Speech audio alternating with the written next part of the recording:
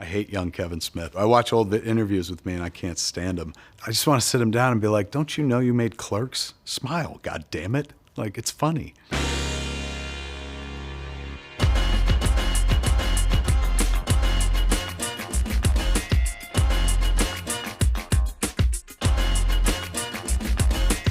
When I started, I made a movie about my world.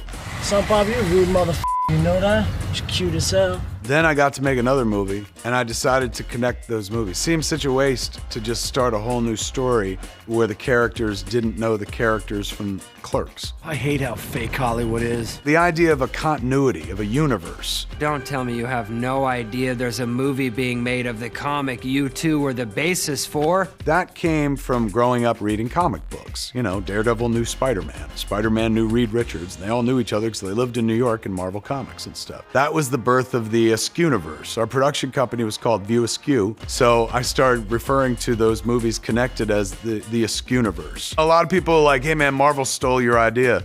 No, I stole Marvel's idea. I just took it from the comics. They came to movies, they took it right back. Like, thank you for looking out for universes for us. We got it from here. I love that place. It's where I came from. This is my world. I knew everybody there, and I like the people of New Jersey. This is my hometown. What, you're saying you're from the burbs? Middletown, New Jersey. Get out of here! So when I started making movies, I set everything in New Jersey, like right where I was from. Didn't make sense to set it anyplace else. Why would I just be like, all right, well, this is set in Rhode Island. You know, I'd never been to Rhode Island.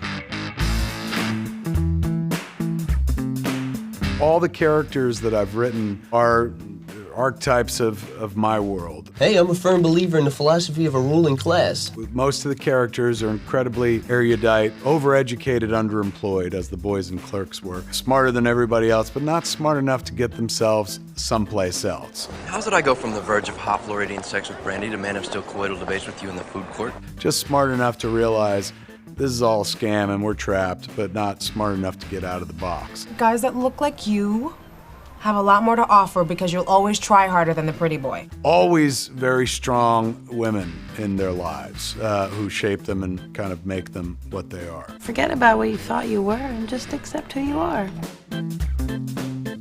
That's a bunch of horse You know, I knew I could write dialogue, and I had a voice, an ear for dialogue in my head. Give me a blonde-haired white boy so I can enjoy that shit. A lot of crudity. I try to keep it real and raunchy. And real raunchy.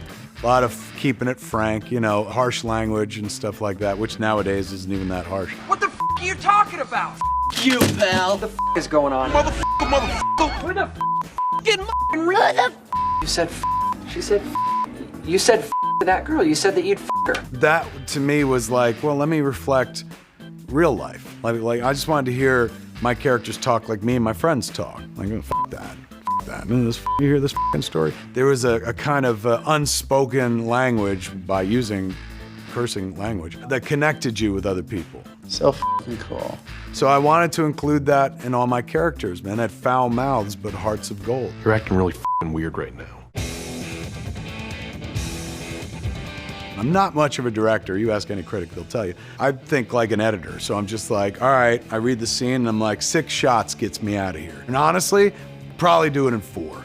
You know, Chasing Amy Forward, I've edited everything, sometimes with Scott and then the rest of the times by myself. Chasing Amy was the movie where I learned you don't have to go crazy and shoot a bunch of coverage. Only shoot what you need, and that was because we were shooting the scene at the end of the movie where Holden, Ben's character, suggests a 3-way. I know what we have to do.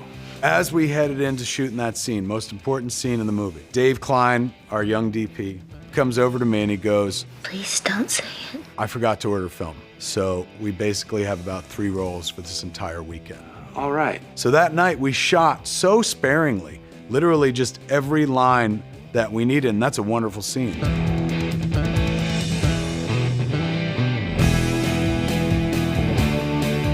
Pop culture made me what I am. I don't like the sound of them apples, Will. I loved movies, and I loved TV, comic books, Star Wars. These were the things that I was passionate about. In Clerks, our characters talked about pop culture. What did you like better, Jedi or The Empire Strikes Back?